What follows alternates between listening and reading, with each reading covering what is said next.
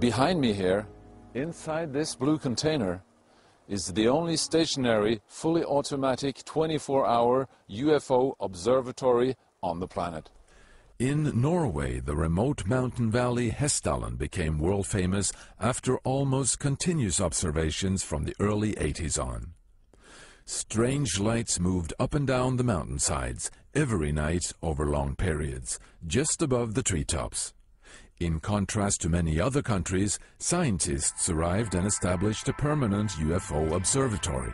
The light phenomena here in Hessdalen in Norway started in late 81, with a lot of sightings.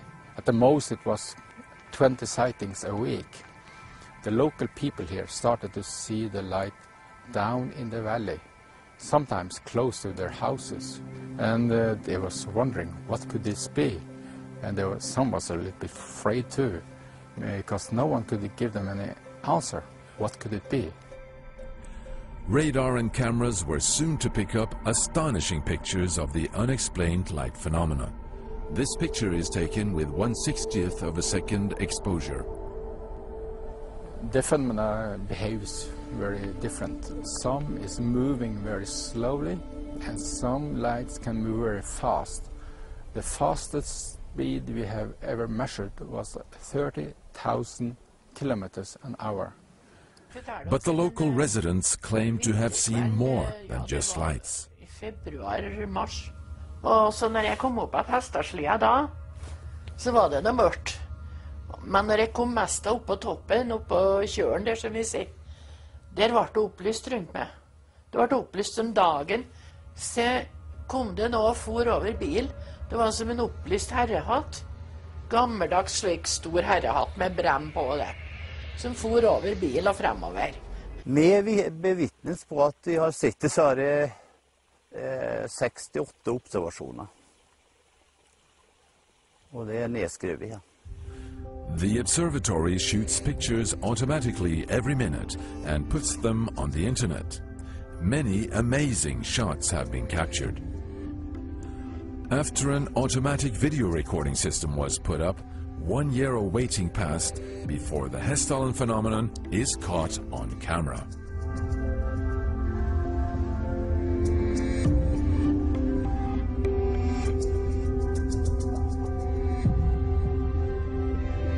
Zooming in and slowing down the film, something really astonishing is revealed. A smaller second light seems to appear from underneath, joining the main light. Is something collected by the light? Landings were also reported, and even solid proof was found of Earth samples being taken in the midst of nowhere.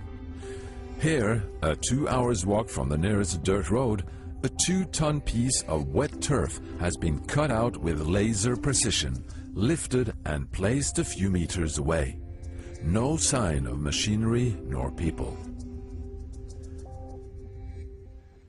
During a week in September 2007, a major survey was carried out by the university scientists, assisted by students with several observation units.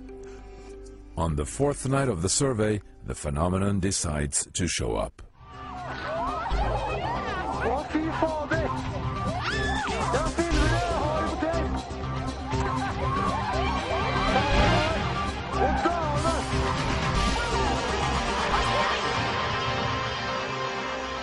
Then we had a big light that started out and moved very quickly north and south and gave us this very, very impressive picture, which possibly is the best picture ever taken of the Hessdalen phenomenon.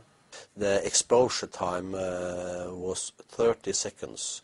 So we see that the Hessdalen phenomena moves from, starts up here and moves down and then goes up again here.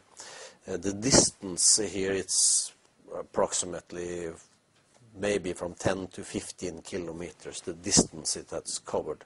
And the camera has an optical grating in front of the lens, and this grating makes this optical spectrum here. The one thing that is that surprises us with this spectrum is that it's continuous. the colors goes directly over in the other color here, and we see no lines or dots here, which will give us a signal of that we have a gas that is burning. This looks like optical spectrum from a solid object or from plasma with high density. So it's still too early to say for certain what the origin of these lights is and what these flying objects really are. But one thing we can state as a fact: the phenomenon is here and it's real. And what about the UPAN sightings in Belgium, the Phoenix lights in Arizona, the UFO at Osaka Airport, Japan, the UFO landing in Voronezh, Russia, the ghost rockets in Sweden, the Col d'Avance sightings in France, the UFOs filmed in Milan, Italy, the UFO fleets over Peru, the Chinese scientists filming UFO at the Purple Mountain Observatory. It goes on and on.